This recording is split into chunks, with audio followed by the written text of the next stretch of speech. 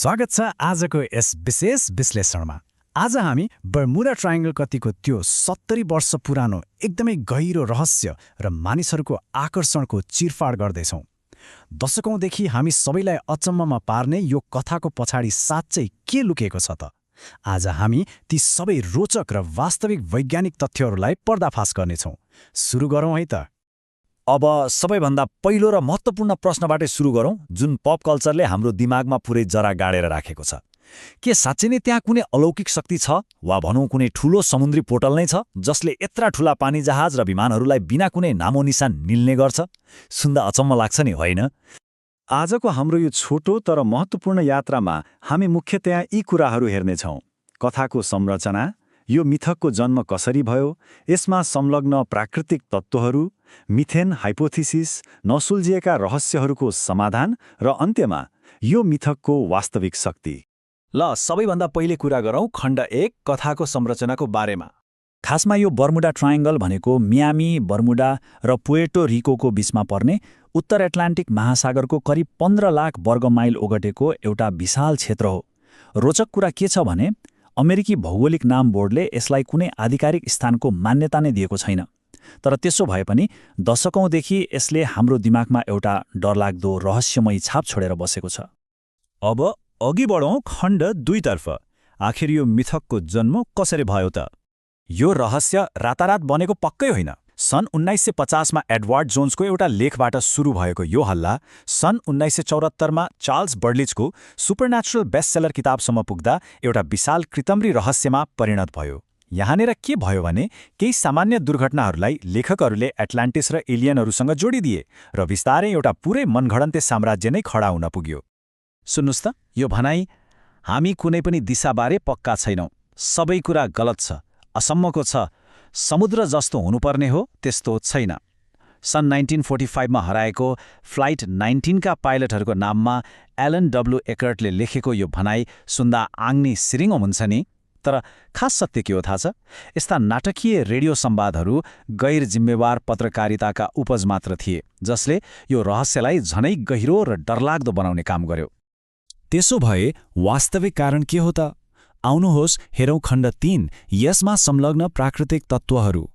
बजारमा चलेको मिथकले भन्छ कि फ्लाइट 19 लाई एलियनले अपहरण गरेर मङ्गल ग्रहमा लग्यो। सुन्दै फिल्मको कथा जस्तो। तर नौसेनाको आधिकारिक रेकर्ड पल्टाएर हेर्ने हो भने पाइलटले बाटो बिराउनु, दिशा देखाउने कम्पास बिग्रिनु र उड्दा उड्दै बीच समुद्रमा इन्धन सकिनु नै यसको दुःखद यथार्थ हो।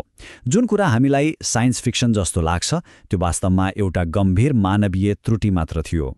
साँच्चै भन्ने हो भने यो क्षेत्र प्राकृतिक रूपमै अत्यन्तै खतरनाक छ। यहाँ बहने गल्फ स्ट्रिमको पानीको बहावले कुनै पनि दुर्घटनाका भग्नावेशहरूलाई यति तीव्र गतिमा बगाउँछ कि त्यहाँ प्रमाणहरू तत्कालै मेटिन्छन्। त्यसमाथि यो क्षेत्र आँधीबेहरीको मुख्य बाटो अर्थात् हुरिकेन एलीमा पर्छ। यहाँ अचानक आउने 30 मिटर अग्ला रोग वेव्स अर्थात् ज्यानमारा छालहरूले जत्रासुकै ठूला जहाजहरूलाई पनि क्षणभरमै चकनाचुर पार्न सक्छन्। सोच्नुस् त, 30 मिटर अग्लो छाल। यसबाहेक अर्को एउटा एकदमै महत्त्वपूर्ण भौगोलिक कारण पनि छ, जसलाई एगोनिक लाइन भनिन्छ।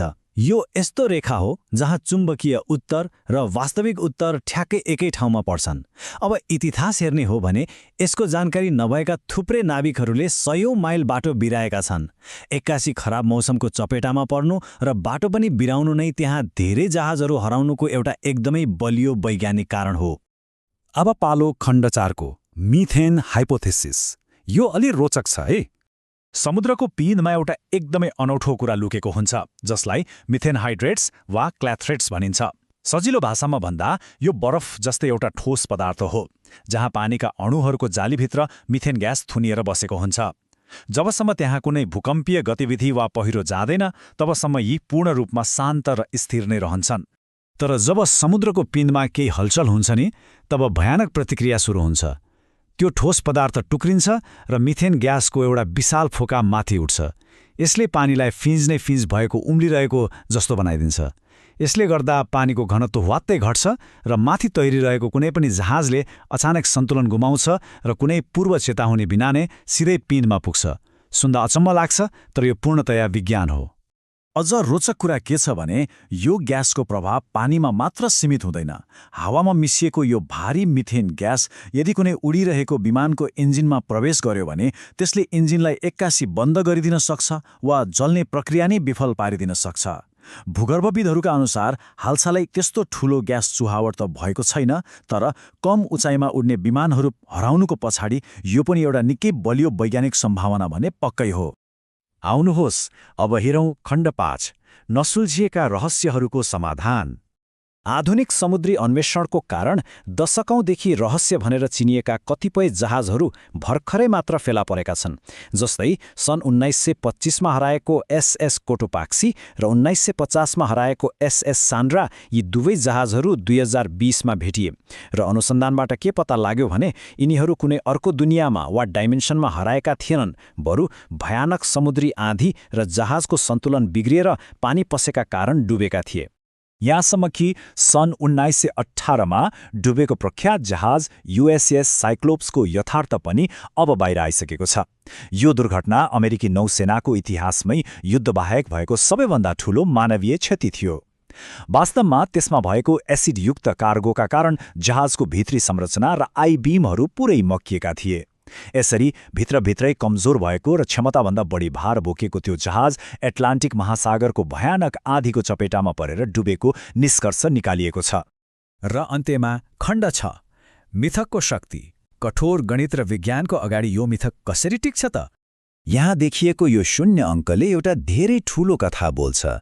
लन्डनको प्रसिद्ध बीमा company lawyers of लन्डनले Bermuda triangle हुँदै जाने जहाजहरूको बीमा प्रिमियम दर कति बढायो होला त?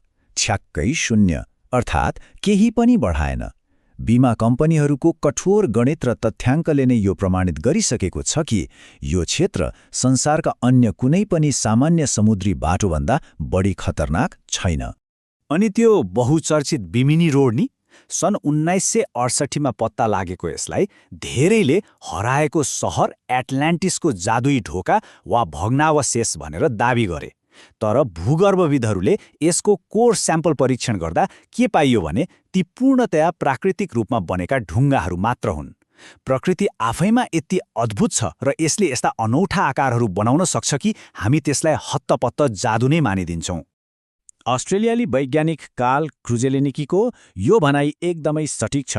उहाँ भन्नुहुन्छ, प्रतिशतको आधारमा हेर्ने हो भने बर्मुडा ट्रायंगलमा हुने दुर्घटनाको दर संसारका अन्य कुनै पनि ठाउँको जस्तै सामान्य छ। कुरा एकदम प्रष्ट छ। त्यो एउटा निकै व्यस्त समुद्री मार्ग हो र त्यहाँ आँधीबेहरी पनि धेरै आउँछ। त्यसैले दुर्घटनाको संख्या अलि बढी देखिए पनि समग्र जोखिमको प्रतिशत भने पूर्ण रूपमा सामान्य र अन्य ठाउँ जस्तै छ। आजको यो विश्लेषणको अन्त्यमा आइपुग्दा एउटा निकै गहिरो प्रश्न उब्जिन्छ। के अज्ञात कुराहरूप्रतिको हाम्रो यो आकर्षणले सधैँ प्रकृतिका सामान्य यथार्थहरूलाई ओझेलमा पार्नेछ त? सायद असली रहस्य त्यो समुद्रको गहिराईमा होइन, मानिसको यो कल्पनाशील दिमाग र सधैँ एउटा रोचक कथा खोज्ने हाम्रो आफ्नै चाहनामा लुकेको छ। यस विषयमा सोच्दै गर्नुहोला। आजको यस प्रस्तुतिमा साथ दिनुभएकोमा धेरै धेरै धन्यवाद।